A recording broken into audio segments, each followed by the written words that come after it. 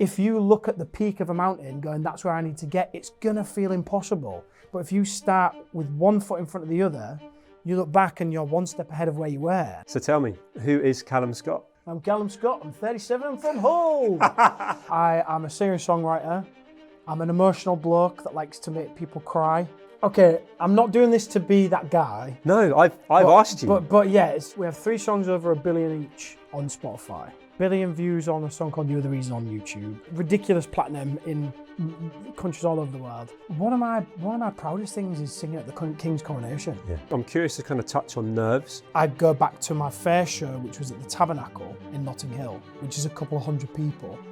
And I remember then the nerves was to a point where I felt sick. The reason I'm sitting here today with a life story is because I've gone through rejection to get to success. And I see you as a role model, someone that's come through, got the scars, talked openly about the fact that identity's been a key thing to struggle with, but being vulnerable with it. I've written about on my second album where I was close to a suicide attempt.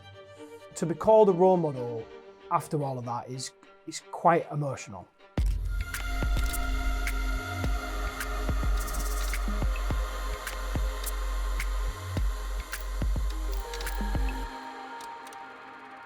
Callum, welcome.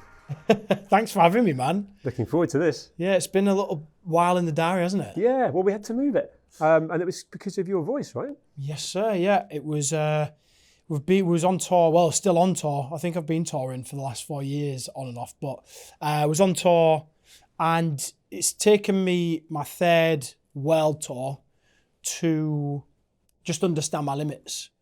And I suppose there'd have been a time, especially with my touring on the last 2 cycles, where you are too worried about disappointing.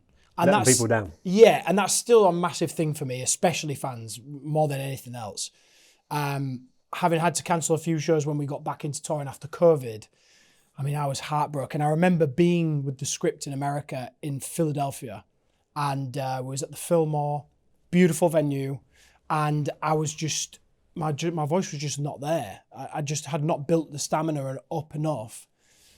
And I was on stage and was trying to sound check and my belt register wasn't there. And I don't sing anything in any other way. I belt everything. Everything's emotional and loud. All or nothing. I don't sing anything quietly, essentially. And I remember being stood on stage and that realization of I have to cancel the show, first time I've ever done it. And it was heartbreaking. I sobbed. I was crying my eyes out. I sent a video message to Danny O'Donoghue, the lead singer of the script who we were supporting. And I was like, I'm so sorry, I've never done this. And he was like, you do not need to apologise to me. And I think that's been something that stuck with me where I had to make that call as difficult as it was. And now I find myself when I'm in a position where I know that if I take too much more on, it's going to be gone, I preempt it. And I think that's half of being the professional, is going, I know that this is my limit. I know that if I sing anymore or do any more meet and greets or do any more talking, I'm going to wear my voice out. And it's the professional is being able to go, that I have to take this out of my diary. Yeah. So tell me, who is Calum Scott? It feels like taking me out with Paddy McGuinness. I'm Calum Scott, I'm 37, I'm from Hull. I think, take that as a springboard. I'm called Calum Scott, 37, Hull born and bred. I am a singer-songwriter. I'm an emotional bloke that likes to make people cry. And I'm very lucky that I have been able to soundtrack some of the most important memories in people's lives with just something that I love to do. I'm inherently massively grateful for every day that I get to do this job. And I want to use my job for good. I know that sounds like a bit of a Marvel superhero, but I want to use my voice and my platform and my music to do good in the world. Like, in sports, for example, you have coaches and you have people there that are helping you navigate through, the same sort of things that we go through with the training, the rest, your nutrition, every aspect of what it means to perform. And then you'll also have a coach that goes, I think if you run too much more on that leg, you're going to do your ACL in.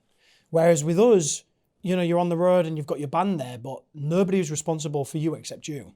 And so if I know that if I go into my meet and greets and I'm like, hey, with everybody 40 times over, then the show, it's just going to wear me out. So there's a level of it where you have to kind of take accountability. And so it just means that I've got to measure where my limits are.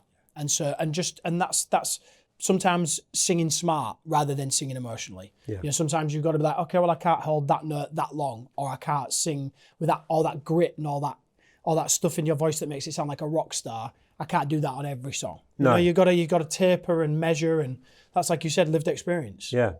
It's peaks and troughs, isn't it? So that Yeah. I'm interested to know more about that, actually, because clearly, and I've seen you perform at Peter Jones's 20-year celebration. Yeah. And you got everybody up, and the vibe in that room was amazing. You're peaking then. What do you do after a show like that? There's two sides of it for me. There's either you get involved, you have your wine, you start talking to people on the dance floor. John Terry was my saviour that night. He was the first on the dance floor, and everybody followed suit. So didn't take long to get everyone up there. I got a shout at John Terry on that one. But yeah, like just mingling around, drinking the wine, talking with people. It keeps that high elevated, and then it just sort of peters down in the same way that it would for anybody on a night out.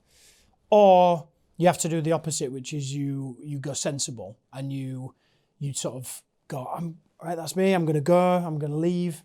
And you go back and you maybe have a tea and maybe watch a bit of Netflix, and you bring yourself down like that. And I think for me, I remember really early in my career, like 2017, when Dance on My Own, my version of Dance on My Own was really going off.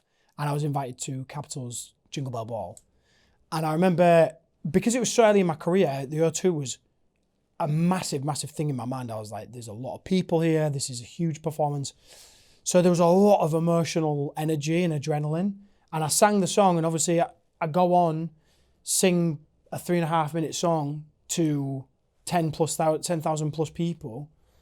And then because I had to be in Sweden or something the next day, I had to go straight from there in a car to the hotel, and I was in bed within 40 minutes. Now, that's not how you come down. That's how you end up with like paranoia, with night sweats, with overthinking, no sleep.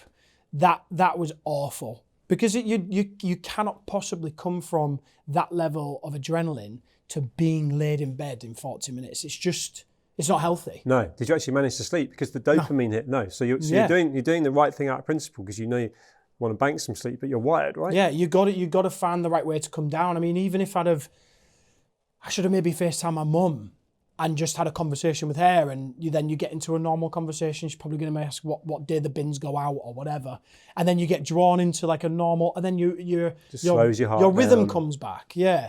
Whereas when you've been buzzing and you're flying around the place and you're on stage and you're in front of all these people and you're trying to play up to expectation, then you're also trying to surpass expectation, and you've got all these things going through your mind simultaneously whilst you're trying to concentrate on delivering the song in the best way you can.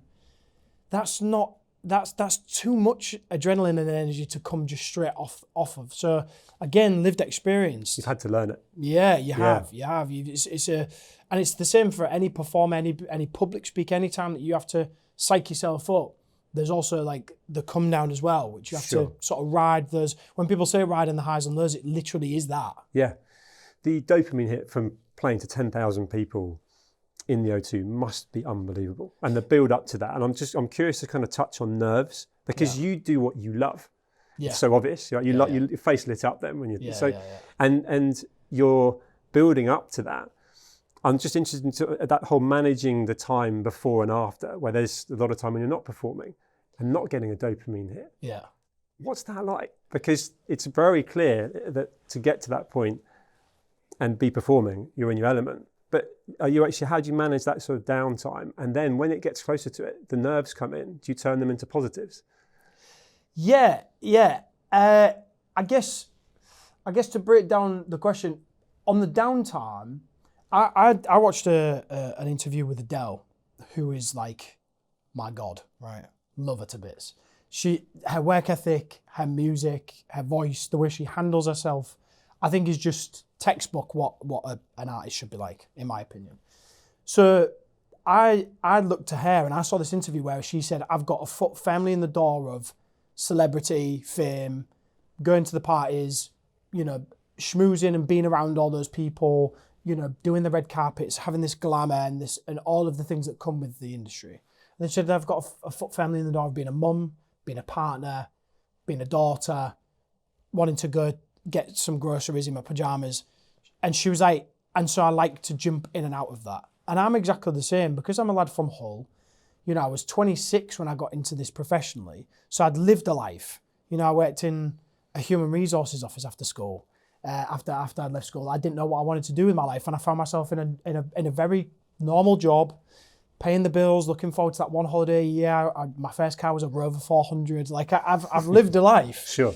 And so getting into this at a later stage, I don't know, maybe made me more grounded or appreciate have more gratefulness and appreciation for what I do. But it means that the downtime is really, really just me being Callum. And I have my bulldog and I have to pick up his poo and take him for a walk and do my own laundry and then go and visit my sister and my mum. And I have a very, very normal life.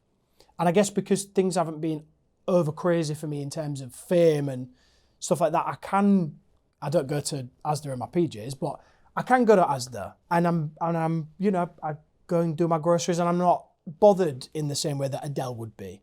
You know, so the downtime really does feel like just Callum from Hull.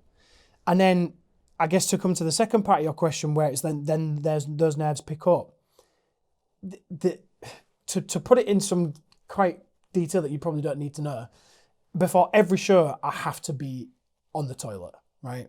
Because my nerves churn my stomach so bad that it's something that I call it a pre-stage poo, essentially. And that's what I've got to go and do. I've got to go, and that's how I deal with my nerves. It's a thing that happens to me biologically that I can't even help. It's nerves of wanting to do the best, wanting to give the best performance. Maybe the awareness of, especially being on tour, the fact that there are a room full of, in some places, you know, 1,000, 2,000, but up to 10,000 that I've been doing on this tour as well. Individual people have purposefully gone online and bought a ticket for your show, which means then that I have to make every single penny worth it. You feel a responsibility so I for put that. a massive responsibility on myself, which I enjoy, Sure. but the responsibility comes with those nerves, and it happens every single show, every performance, there's a moment where I have to be away from everybody and I have to have myself in the game. I can't just be distracted by too much energy.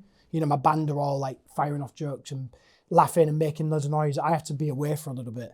Then I have my pre-stage poo. Then I come back and then I have to be amongst them because I have to feel like I'm able to ramp up from having that quiet time to prepare.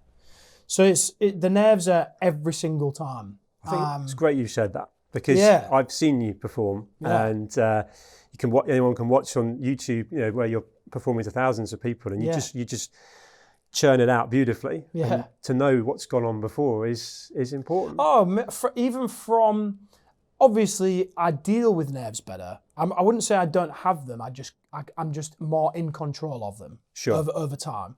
You know, we're playing Wembley Arena, which is my biggest London headline show. And having done tons of promo around it, I go back to my first show, which was at the Tabernacle in Notting Hill, which is a couple of hundred people. And I remember then the nerves was to a point where I felt sick. Like my head was like spinning. I felt ill. I was like, I don't know if I want to do this. Whereas obviously when I go on to Wembley Arena, of course I'll still be nervous, but I'll just be so much more excited than I am nervous. Yes. So I think that's the only difference between the two is that I've just learned to control those nerves. But I'm so glad that I still have them. Well, it shows you care. It shows that I want to do the best. Yes. And I'd rather have that. And I'd rather have, if the second I go on stage going, well, I'm not bothered. No. Is the day that I've fallen out of love with it. So. No, I think sharing that, anyone aspirationally wanting to perform, because I've got 2 teenage daughters. Right. So the whole relationship with social media now is people are consuming content. Yes. But so many of them will not put themselves out there as actually putting content out themselves. They'll watch other people's. Yeah. And the fear of judgment the fear of, And now you have a talent that you then, ultimately Britain's Got Talent, and you got up there and you performed. Yeah. And kind of the rest is history, if you like. Yeah. So many people wouldn't make it to that point.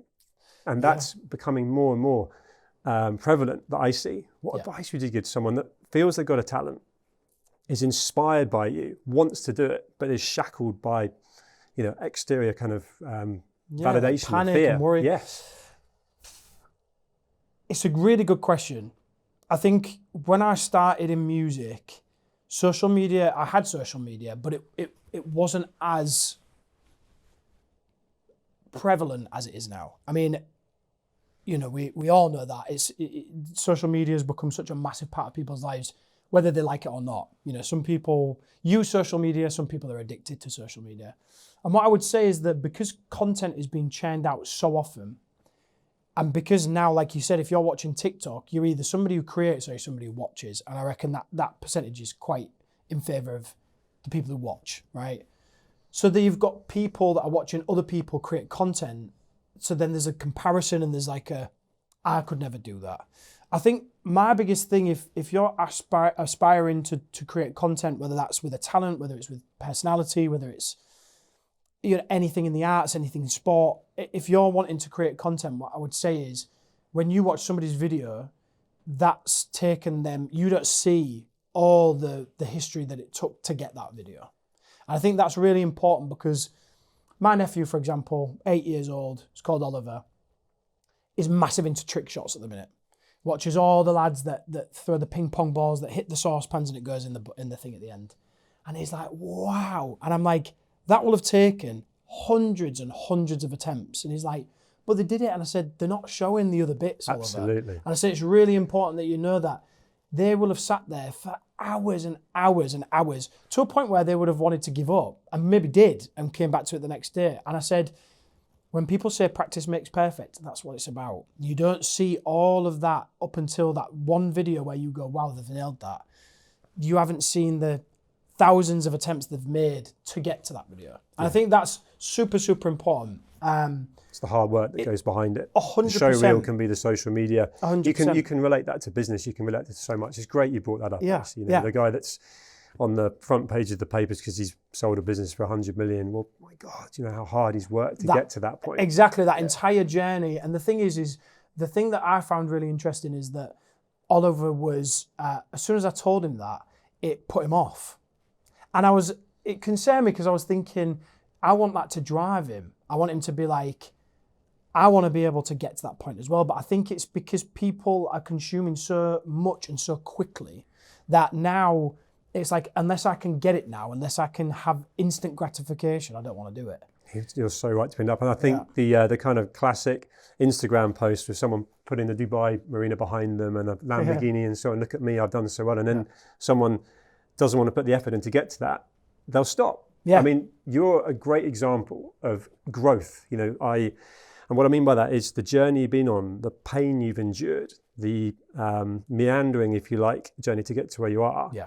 You've taken loads of knocks along the way. Yeah. You've been a nervous wreck to then be in a position where your talent gets recognised and now you're performing at Wembley. Yeah.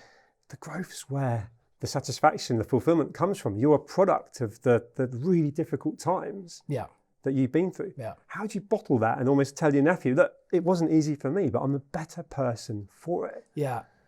I always say, one of my best friends, Jess, she pulled me aside one day and she was like, happiness is in the journey, it's not the destination. And I think it's so true. Of course, it would be amazing to have a Grammy or a Brit, but being nominated and not having it, for me, has been better because it's made me more driven. Because I'm like, one day I will have that. And it's in the journey that you become the person that, the reason I'm sitting here today with a life story is because I've gone through rejection to get to success. I think if it was just empty success, it probably wouldn't be, I wouldn't be sitting here 10 years later after my Britain's Got Talent audition. The scars are part of your story, right? 100%. And I think, that's what we draw on as songwriters is, the only reason we're able to write songs is because we've been through so much. If you've kind of had quite a sheltered life and you haven't really done anything with it, then you're not going to have anything to say. No. And I think... Which means your songs won't resonate with people. Because Right. you're writing soundtracks to countless people's lives in different ways. Yeah. You know, do you get a lot of feedback on that? Do you get people... all the time. It's my favourite thing. Oh, I bet it is. It's my favourite thing. We've been doing a lot of meet and greets across America, and the stories that people share, it's some of it's really, really quite profound. You know, there's a lot of people. I have a song called Rise, and it was the song that kind of helped me out of that lull of COVID. So I was about to finish my second album called Bridges, and then I was in America, I'd just been set up for 3 weeks of writing, and Trump was like, we're going to close the borders. So I immediately got out because I thought Airbnb is going to cost me a fortune because I don't know how long I'm going to be here. So I got out, got home, and then there was lockdown. And so I live on my own. So I was by myself. I'm not really that great at engineering my own sessions or writing my own songs solely by myself. So I fell out of love with it. I was like, I can't do it. I don't have anyone to show me, and I'm by myself, so I don't have that motivation. And so I'd kind of, I was sitting in my pants drinking wine, playing Call of Duty day after day after day, and there come a point where I was like, I can't do this anymore. And I got onto one of my pals who I work with a lot, John Maguire, and he was like, well, there's been this song that's been sent to us, the bare bones of the song, and it was called Rise, and it was about kind of, the lyrics are, I've got my best suit on and I'm ready, I've got my sleeves rolled up and I'll be on my way. Like, it's about conquering the day, however that looks for you. And that inspired me, and I wanted to write it and I wanted to record it, and I learned how to engineer myself, and we got the song recorded, and it really helped me out of that. That was my story of it. But then you put that song out there and you let it live and have its own journey, and people respond to it in different ways. I had a lot of people in America coming up, quite a few people saying, Rise helped me beat cancer.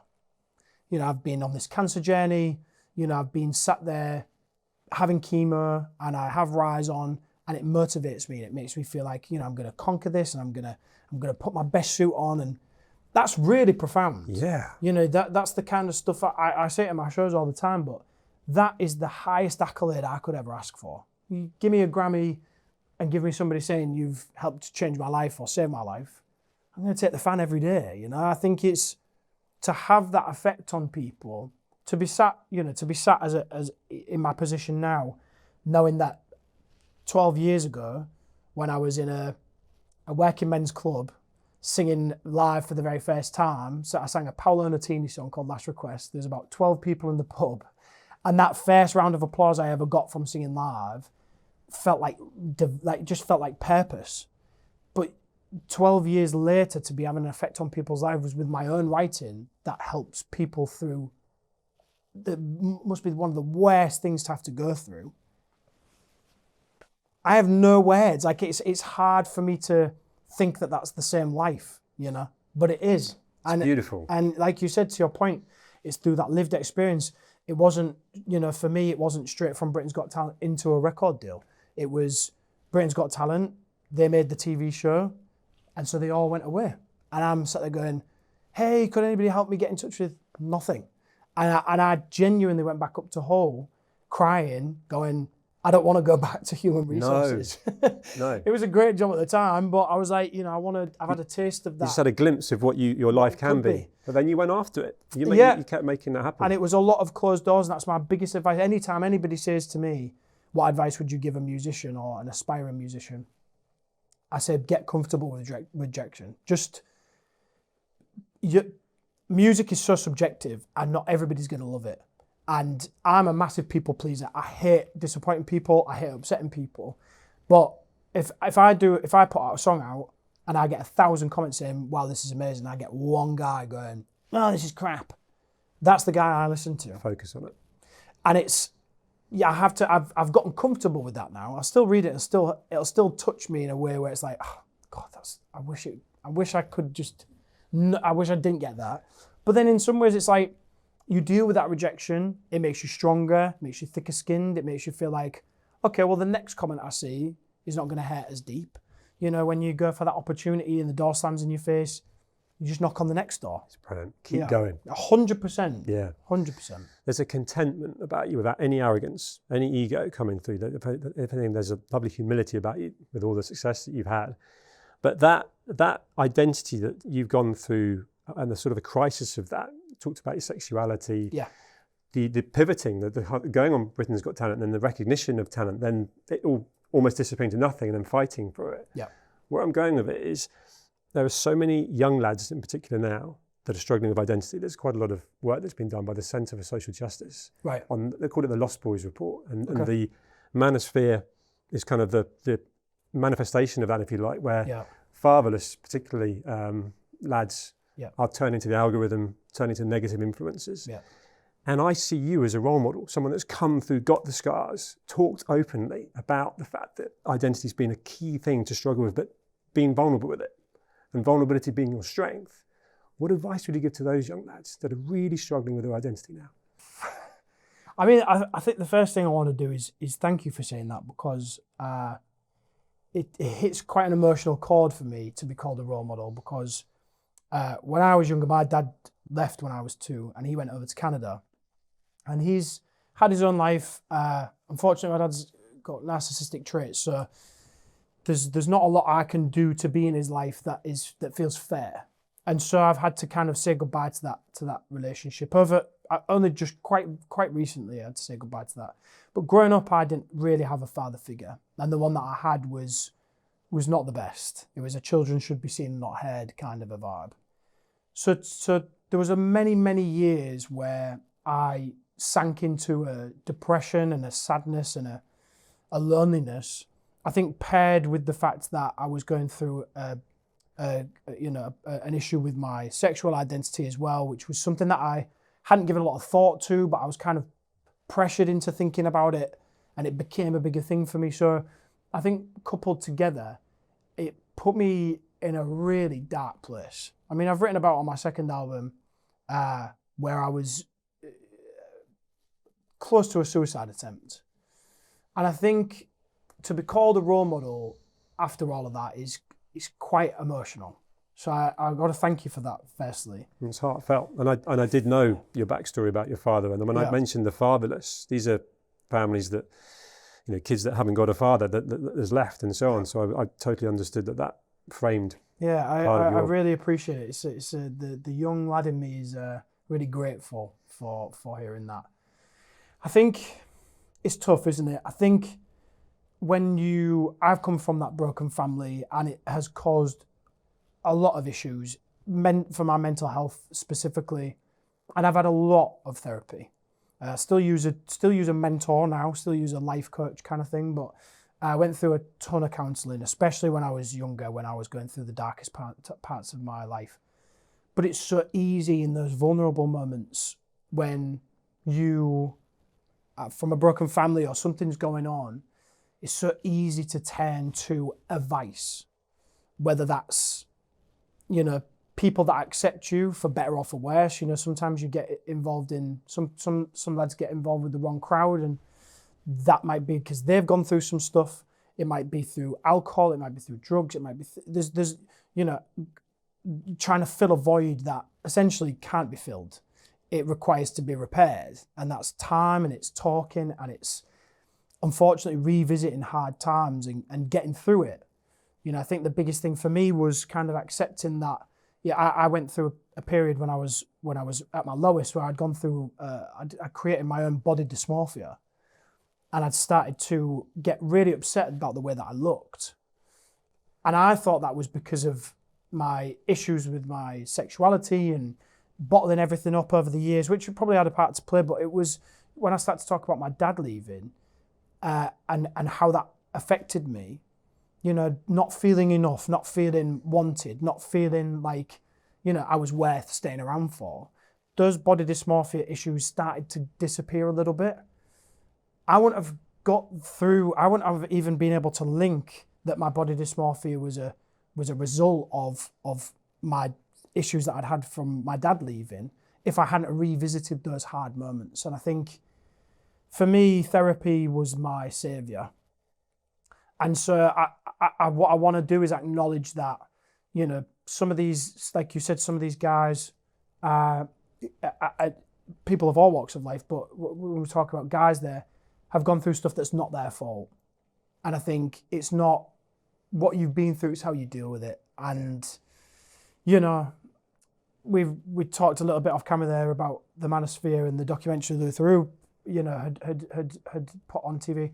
And it's like, with these guys, like, you can see that there's some sense in what they're trying to say, and they're trying to convey something, and you go, you're almost there, and they'll say something else, and then you're like, oh, you almost have to disregard what they're saying because it's sandwiched in this. Tarnishes the whole thing. It does. Yeah. It does, because, you know, as somebody who's, you know, openly gay now and comfortable and happy with who I am, you know, to hear somebody say, like, oh, I'd disown my son if he was gay, it hurts. Because I don't have control over who I fall in love with, and nor would I ever impose that on a child I'd had. As long as that child is healthy, then for me, that's all that's important. And I think to a lot of these people, it would probably be the same. If they had their baby in their hands, they wouldn't be thinking, well, if this kid's gay when they're older. I don't think that goes through people's minds. So then it just becomes nonsensical to say it. Yeah. And then you just go, oh, I really wanted the point that you made earlier to make sense, but you know what I mean? So I think some people are misunderstood. Some people, you know, when you sort of shine a light, you know, I watched an amazing film last night called Good Boy with Stephen Graham. And it's about this young lad who's on TikTok and he's stealing cars and smashing stuff up and bullying people. And without spoiling the film, Stephen Graham kind of captures this guy and tries to rehabilitate him. Not in the best way, I would say. But you see that at one point the boy is watching a TV where they're showing everything that he's done. And at first he finds it really funny. And then the two, you know, Stephen Graham and his partner in the film, are kind of watching his reaction. And then I think it holds a mirror to him, and he's knowing how he's being judged for the things he's doing. And suddenly he has this epiphany. And sometimes I just think maybe that's what people need, is just to go, but look at how you're affecting other people. Look at when you say something like that, how it affects somebody else. You know, for something that they can't control, just as much as they might have gone through something that wasn't their fault. And so that perpetual sadness just spirals. It's you know? Empathy, isn't it? I mean, you have empathy in spades. It's why we get on. That whole, you know, how would that make me feel? I wouldn't do that if that upset you. And then why are you doing it to me? And I think that's definitely missing in a key part of the conversation that's being put out online. I feel like there's a problem with identity because we need more positive role models. And I think when you was talking about Gareth Southgate and the good that he's trying to do and the things that he's trying to achieve by talking about this crisis that we have with young lads and the identity and things like that. If young lads are going through, and obviously everybody goes through things. We're not talking about just young lads in particular, but to the point we were talking about. If you're a young lad that is going through some stuff and you don't know where to turn, and you have a bloke that's telling you what to do in a way that feels believable or feels like relatable, that's what I should be doing, or if you look at your mates and they believe what he's doing, you are going to walk into the arms of the person that wants to put them around you. You know, if you're sort of spouting stuff and filling people's heads, but you provide comfort in what you're saying to these young lads, it's a scary place, because then people are following something that they might not even truly understand. They just feel accepted and feel seen, and they don't feel accepted somewhere else. They're lost. 100%. So they're going to come in, right? They're going to go to the next person who's got their arms open for them, and I think really good point. That's where it's scary. Yeah. You know, I imagine with, you know, gangs maybe is to do with somebody who doesn't, you know, feel part of something, and that's maybe easy ways for people to get caught up in the wrong thing. Similarly, you know, if you're inspired and you've got a sports team that want you to bring you on, you know, it's the same thing. It's just that there seems to be not a lot of positive role models. I think that's why I try and be so vulnerable and so open about it. I think there'd have been a time where the whole lad in me, especially the lad that hadn't been hadn't accepted their sexuality yet would have gone, don't be soft. Yeah. Don't be Barriers soft. are up. Yeah, don't be soft. Don't show people that you're soft. Get over it. Head up high. You're a man. All that stuff to me now feels so ridiculous. I think the most masculine thing you can do is show vulnerability. Because I'm a strong person, but I'm strong because I can admit when I'm not. And I think that for me feels like a superpower.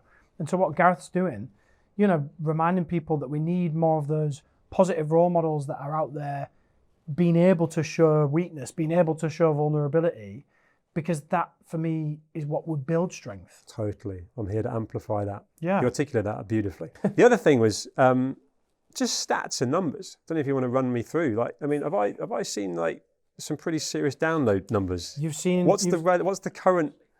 You've seen some crazy numbers because I look at it myself and I'm like, that is because they're massive, right? Yeah, I mean, okay, I'm not doing this to be that guy. No, I've asked you. But yeah, if you've given me permission, I will 100%. But we have 3 songs over 1 billion each on Spotify, and I have 1 billion views on a song called "You're the Reason" on YouTube. I think the first album went, ridiculous platinum in countries all over the world. But do you know what it is? It's like as soon as I start talking about like that kind of success, like what's the material success like in terms of numbers and figures and things. One of my proudest things is singing at the King's coronation. Yeah. And I think it comes from a place of being like, I remember. The royal family has been in our lives for forever. So then, I vividly remember when the news about Princess Di had happened, and our family were really upset. I mean, we love the royals. To be asked to sing for His Majesty's coronation it's not a normal thing, especially for a lad from Hull. To say no would be do you know? It still perplexes me to this day that I was sat in the King's back garden singing to him whilst he became the king of our country. It just perplexes me. It perplexes me every time I think about it. And I remember coming off and being sort of in the grounds of Windsor, and I went back to my little tent, which was, it was a gazebo more than a tent, but it's not Glastonbury. I just pitched there illegally. I was in this little gazebo and I FaceTimed my mum, and I just I was so happy, but I burst into tears. And I was like, I just feel so proud. I feel so proud of myself for achieving that, and for, Gary Barlow, who I sang with, really wanted to work with me, which in that in itself, pop royalty wanted me to sing with them on one of their biggest songs is unreal. But then to be singing for the king of the country, it's like, it's still one of those things where I will tell my kids and grandkids about and just be like, that's something I did. It's unreal. You're glowing about it. I love it. Yeah, I was buzzing. You should be super proud of yourself. And I've got a Blue Peter badge. So I mean, clang. Do you know what I mean? Nothing else matters now. Nothing else matters. Yeah. If I'd have got that Blue Peter badge before singing for the King, I'd have said forget it. Yeah. I love the fact that you mentioned the key part of sort of the journey, if you like, for you. Filming now, Wembley next week. What does the journey look like for you going forwards in terms of that kind of legacy play? Because I feel like that content version of Cal sitting here now is glowing. Yeah. Happiest you've probably ever been. Yeah. Which gives you the perspective to now be able to visualize a life that before was probably running on that kind of point and shoot. Do you know what I mean? Just like actually almost out of fear, out of adrenaline. Now you can plan. What does it look like? It's a great question. I think for me, because I'm now at a position in my career where I've just released a 3rd album, I'm halfway through my 3rd time of doing a world tour. There's been a level of contentment that I've gotten that's made me more confident. It's helped me with my creativity. It's helped me just mature into, I'm approaching my 40s now. I shouldn't say that on camera, but I am approaching my 40s. And I think it puts me in a position in my life where I go, okay, the sort of the voice on the corner of my shoulder that's sort of going, oh, it's, all might end soon, and just ride the wave, because, that imposter syndrome has been shushed a little bit by just the what I've been able to achieve, you know, Yeah. because then I go, well, you can't deny the last 10 years and what I've achieved. And every time I feel like I've done the best I can do, you know, I sort of was touring, and then I thought, oh my God, the second world tour, that's amazing. And then we got a call to support Ed Sheeran in stadiums across Asia and Europe, and you're going, my God, like touring with Ed, it can't get better. And then he asked if he could sing one of my songs with him on his set. And I'm stood That's next what to you Ed want to be Sheeran, doing, right? listening to him sing one of my songs. I'm like, it can't get better than that. Then I get the rights to be able to record Whitney Houston's voice. And it just keeps going. And I feel like it's put me in a level of contentment where now I'm not doing this to desperately try and knock on those doors to keep my foot in the door. I feel like my foot's there. And I feel like if I continue doing what I'm doing, continue being authentic and sincere and genuine with my music, it's going to keep connecting with real people. But I think what I want to do moving forward is I want to kind of pass that torch and, you know, be able to share that with other people. So on this tour, I was able to run a competition where I was able to pick local opening acts for the cities we were in. So all across Europe, was able to have a local artist who'd been nominated by fans or somebody who submitted themselves, and was able to take on local openers, to support the area that you're living in. You know, we was using local photographers and videographers to promote talent in that city. So I want to kind of work on that basis where I want to, you know, being a proud Hull lad, I'd like to build a, you know, recording studio or a community up there that can showcase people's talent, because I think there's talent everywhere. And sometimes you need that sliding doors moment. I was very lucky that I had that sliding doors moment, but I still had to travel to Manchester for that. You know, and there are some people who are counting every penny and you know, living day to day, hand to mouth, that can't afford to travel to London for that opportunity, can't afford to go overseas to perform on somebody's shows. You know, you've got to, that's why I'm really trying to encourage local talent and going into their city and then promoting them, you know. So I think that's more of what I want to do in the next sort of few years is to become, you know, an ambassador in some ways of that. I love that. Yeah. Grounds yeah, you. Yeah. It literally grounds you to actually the identity that you really do lock in with being a Hull lad. Yeah. And proud of it. Yeah, really proud and of it. encouraging future boys and girls to be proud to be from Hull and give them the opportunity. 100%. And also, you know, like trying to show people that you know, I went from school to working in Asda, went from Asda to working in an office, 9 to 5 office, and you know, a lot of rejection over the years and a lot of like closed opportunities. I joined a Maroon 5 tribute band called Maroon 4, and you know, was doing a lot and was, you know, trying to still operate from a place of passion, but was doing the most. Yes. And what I want to say to people is, you know, there's going to be that moment, and I don't know when it will be. I don't know, you know, where it will land. But if you continue to work hard and you continue to believe in that dream that you've set for yourself, there'll be that moment. And you know, it might not be, you know, it might not take you to Beyonce level of fame, but it depends on where you set your goals. Yeah, you know, and it's that whole momentum, isn't it? Yeah. There's a lovely undertow to this conversation, which is the one step in front of the other, and just keep pushing through. You've been through some dark times, you know, regardless of your own ambition. Yeah. And matching it to anyone else's, you just kept pushing, and now it's like, how far can you go? 100%. I think whether it's in your life, whether it's in sadness, whether it's in profession, I think it's so important to put one foot in front of the other and just take those small wins. Amazing book that I got.